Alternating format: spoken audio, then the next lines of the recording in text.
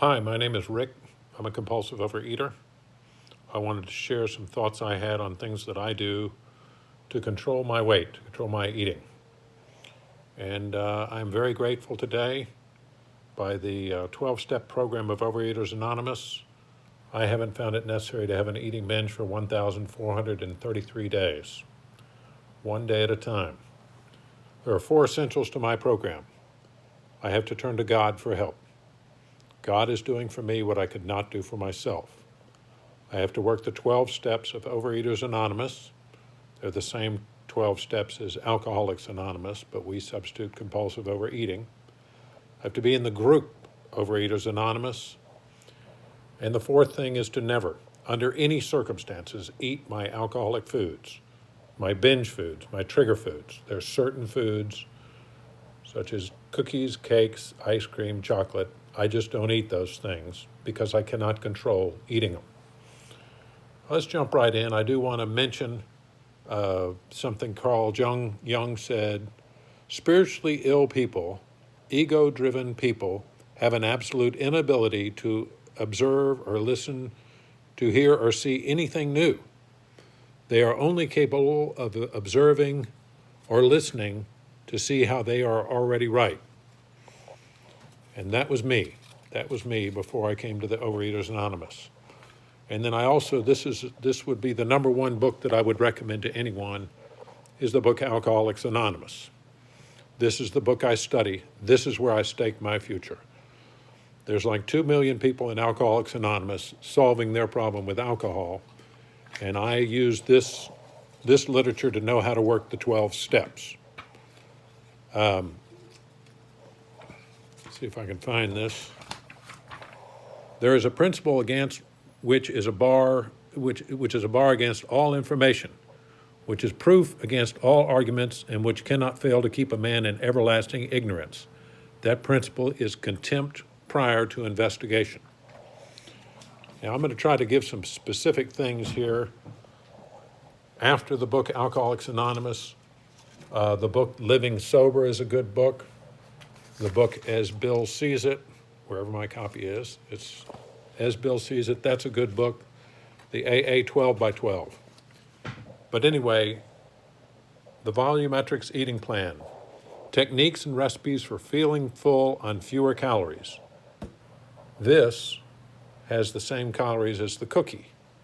This fills you up and is satisfying, not so much. It takes lots of cookies, lots of calories to fill you up. Slim by Design, Brian Wansink, and his other book, Mindless Eating. It's the whole concept here is that it is easier to change your environment than it is to change your mind. Eating on a smaller plate. It depends on where you put foods. You know, what foods do you have out and readily accessible? But you'd have to read his book to really understand it. I like this book, The Beck Diet Solution. She talks about eating your food slowly while sitting down and enjoying every bite. This was the book that helped me to get over my fear of being hungry. In that book, she talked about doing an exercise where you go all day and you don't eat, and you learn to identify physical hunger and differentiate between physical hunger, just a general desire to eat, or a craving for a specific food. And this is another good book, The End of Overeating. He talks about how the food companies will try to mix in the right amount of fat, sugar, and salt and find the bliss point and create foods that are hyper palatable, that many of those foods, I cannot touch them. I just can't touch them. And then I did want to mention this other book, The Tipping Point. If you put enough things together, if you get enough things right, you don't have to be perfect, things will work. But anyway, let's get into the things that I wanted to talk about. Much of this, I'm going to give credit to the people at the Hilton Head Health Institute. I learned there, and then I've picked things up from different places. Now, I keep a food journal. Here's my food journal. I fill out my calorie targets for the day, and then write down when I eat the food. The journaling is very helpful to me. It's helpful to a lot of people. For some reason, people don't want to do it. It's their business. It's something I do. When you go into a restaurant, you can't always figure out exactly how many calories is in an item, but you can look on the menu and see something that's an unwise choice, a better choice, or the best choice. It is probably to my advantage when I'm in that restaurant to at least make a better food choice. I may not always get the best food choice, but get a better food choice. And the big book talks about spiritual progress, not perfection. That's very important. I think that perfectionism is one of the highest forms of self-abuse. Frequently, people who are perfectionists wind up just doing nothing. And then we talked about not having contempt prior to investigation. When you're doing cardio exercise, it raises your metabolic rate for 1 to 2 hours. Strength training raises your metabolic rate for 12 to 36 hours. In other words, it helps you burn more calories. And in your fitness program, it would be helpful to have a fitness program. It should involve stretching, cardio, strength being lifting weights and working on your core. It's hard to ask for help if you don't know you have a problem. In other words, if you don't see that you have a problem. And in the Overeaters Anonymous program, step 1 is that you have a problem, that your life is unmanageable.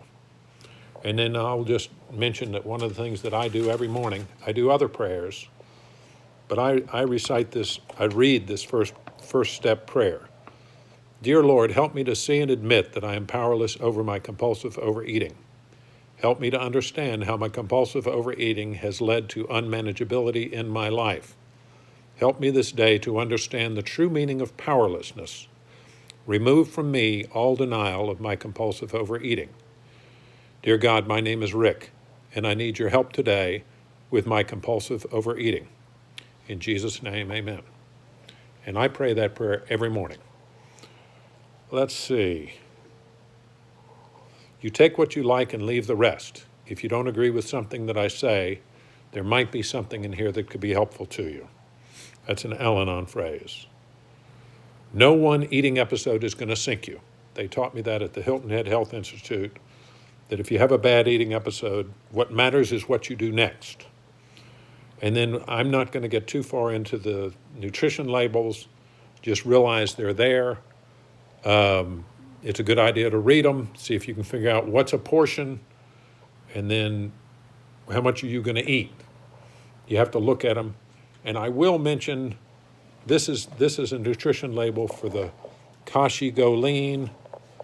And if you're eating a breakfast cereal, it's a good idea. This one has 13 grams of fiber and 8 grams of sugar. You would want a breakfast cereal to have more fiber than sugar, or at least be close. Now, the other cereal that I eat is this Fiber One cereal. It has 0 sugar. It does have some artificial sweeteners in it, and 18 grams of fiber. So again, that's within what we're looking for. The other thing when you're eating food is to be careful of food that has a health halo. Oh, this is olive oil, it's healthy. That doesn't mean it doesn't have calories. I want to touch on the fact about how often you should weigh. I would think you would never want to weigh more often than once a day. And then I know people in the Overeaters Anonymous program that never weigh themselves. That would be something that you work out for the individual. I weigh once a week, but that doesn't mean I would recommend that to other people. That's something you need to work out for yourself. 90% of the game is half mental. Yogi Berra. A lot of what goes on is what we think is going on. Good health doesn't come in a pill. Good health is never on sale. If you want to be healthy, you have to have adequate nutrition. And I just want to mention to the fact that if maintenance is for you is around 2,000 calories, you should never, ever, ever, under any circumstances, eat less than 1,200 calories in a day. You cannot meet your nutritional needs unless you eat enough calories. That's a bad idea. That's a bad, it's ill-founded. And for me, I'm 6'2", 199 and a half pounds. And for me, I don't go under 1,800 calories. And in reality, if I wanted to, I could do 1,800 calories for 2 weeks, 1,500 calories for 2 weeks, 1,800 calories for 2 weeks, 1,500. You just can't meet your nutritional needs. Most people need a group in order to recover. Now that's in the Alcoholics Anonymous 12 by 12. I need the group in order for my recovery to keep going. Spiritually ill people, they have problems and they don't view the things properly. My best thinking got me to 310 pounds. I cannot trust my thinking. I'll just mention one thing, that when I used to have eating binges, I was like a drug addict. I needed that fix of the food, the gorging myself to get me through to the next day. And I would sit down with a package of double stuffed Oreo cookies, 15 ounces, 2,100 calories, large glass of milk, and I would eat the whole package. And I'm grateful that I don't do that anymore. But then I had a spiritual experience at an Overeaters Anonymous meeting almost 4 years ago, and I don't do that anymore. And then I wanted to read from this book, Alcoholics Anonymous. And this is describing an alcoholic, but it applies to me as well. It applies to me because I'm a compulsive overeater. This is in the doctor's opinion. Oops, wrong page. We believe, and so suggested a few years ago, that the action of alcohol on these chronic alcoholics is a manifestation of an allergy, that the phenomenon of craving is limited to this class and never occurs to the average temperate drinker. These allergic types can never safely use alcohol in any form at all, and once having formed the habit, found they cannot break it. Once having lost their confidence, their reliance upon things human, their problems pile up on them and become astonishingly difficult to solve. Men and women drink essentially because they like the effect produced by alcohol. The sensation is so elusive that while they admit it is injurious, they cannot after a time differentiate the true from the false. To them, their alcoholic life seems the only normal one. They are restless, irritable, and discontent unless they can again experience the sense of ease and comfort, which comes at once by taking a few drinks which they see others taking with impunity. After they have come to the desire again, as so many do, the phenomenon of craving develops. They pass through the well-known stages of a spree, emerging remorseful with a firm resolution not to drink again. This is repeated over and over. Unless this person can experience an entire psychic change, there is very little hope of his recovery. And that would definitely be me, because I just cannot eat those foods because I cannot control them. And I had to come to that realization. And I do want to read another passage out of this is the book Alcoholics Anonymous. And it helped me a great deal to become convinced that alcoholism was a disease, not a moral issue. That I'd been drinking as a result of a compulsion, even though I had not been aware of the compulsion at the time. And that sobriety was not a matter of willpower. The people of AA had something that looked much better than what I had, but I was afraid to let go of what I had in order to try something new. There was a certain sense of security in the familiar. At last, acceptance proved to be the key to my drinking problem. After I'd been around AA for 7 months, tapering off alcohol and pills, not finding the program working very well, I was finally able to say, "Okay, God, it is true that I, of all people, and strange as it may seem, and even though I didn't give my permission, really am an alcoholic of sorts, and it's all right with me. Now what am I going to do about it?" When I stopped living in the problem and began living in the answer, the problem went away. From that moment on, I have not had a single compulsion to drink. And acceptance is the answer to all my problems today.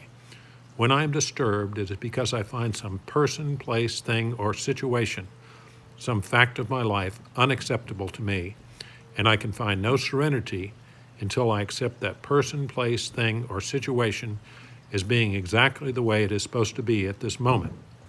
Nothing, absolutely nothing happens in God's world by mistake. Until I could accept my alcoholism, I could not stay sober. Unless I accept life completely on life's terms, I cannot be happy. I need to concentrate not so much on what needs to be changed in the world as on what needs to be changed in me and in my attitudes. And then there's one more little paragraph I want to do. I can do the same thing with an AA meeting.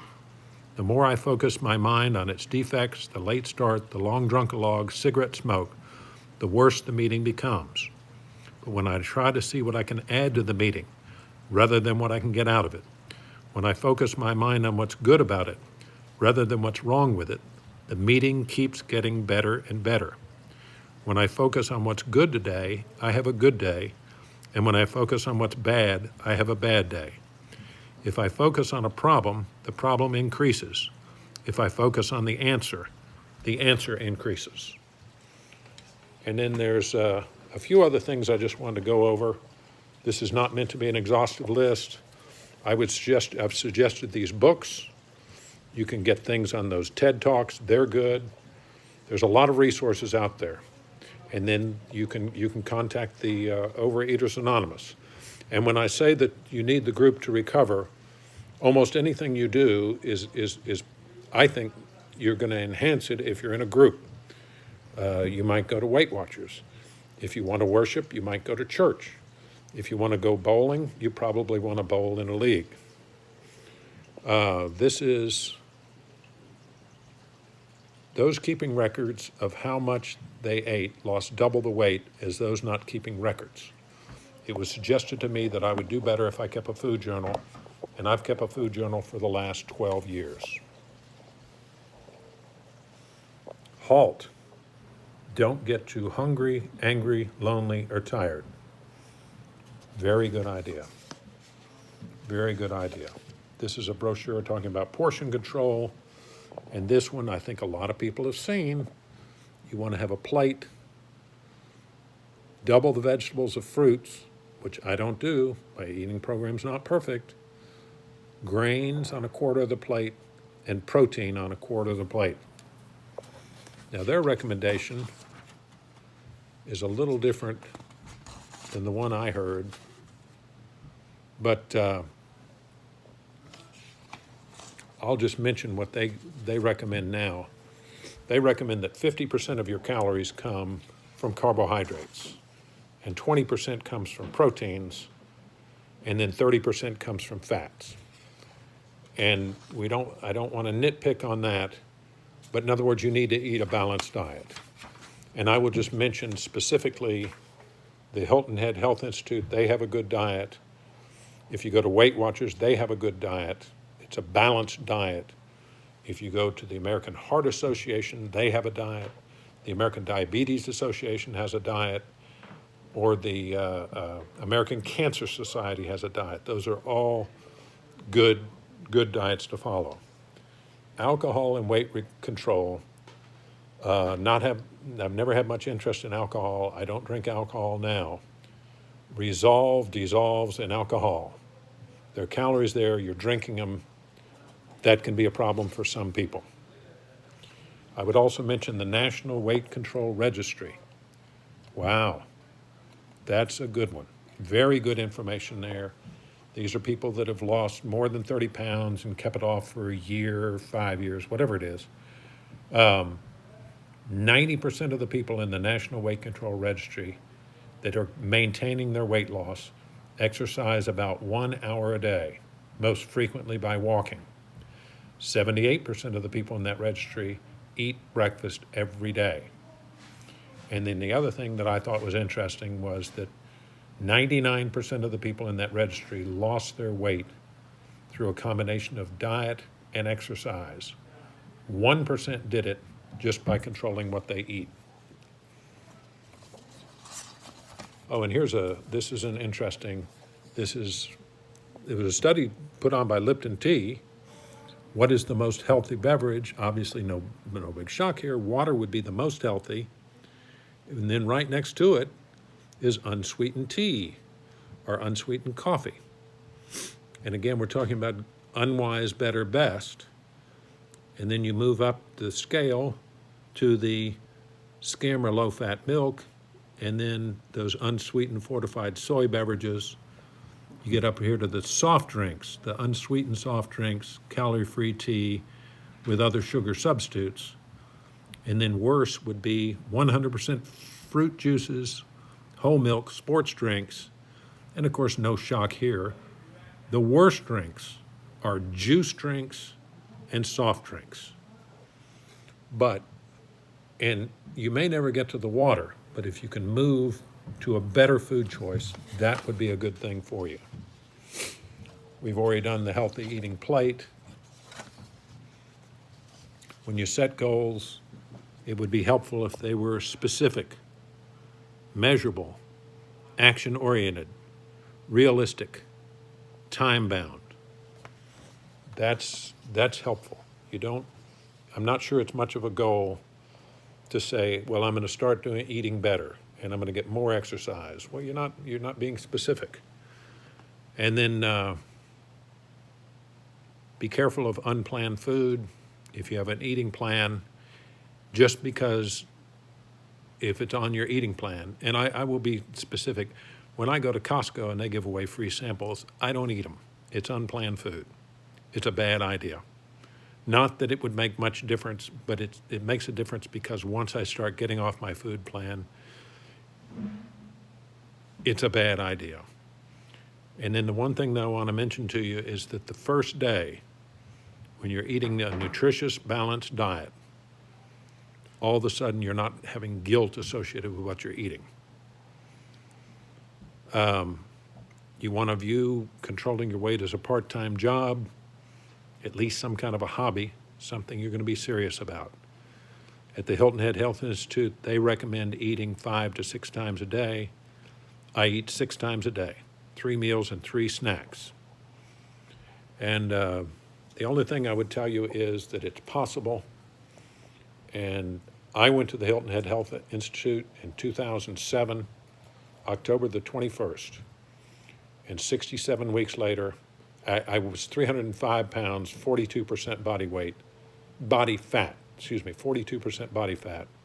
67 weeks later, I was 197 pounds, I'm 6'2", and 14% body fat. I did that with a combination of diet and exercise. Now, of course, I'm talking about these other things I do now. I have a little bit of arthritis in my knees. I can't get as much exercise as I used to. Used to be I could just get more exercise, and if I ate too much, I could go out and do something about it. Now I have to be very careful about my portions. And I thank you all for listening. I hope God blesses you, and I do want to end with the 4 things that I have to do in order to control my weight. I have to turn to God for help, because if I don't turn to God, it's a problem that I cannot solve on my own. I work the 12 steps of Overeaters Anonymous. I'm in the group Overeaters Anonymous, and I never, under any circumstances, eat my alcoholic foods, my binge foods, my trigger foods. Now, some people, they might be fine if they just kept those trigger foods out of their house and have them occasionally when they're out. That doesn't work for me. I cannot control my eating if I do that. But thank you all for listening.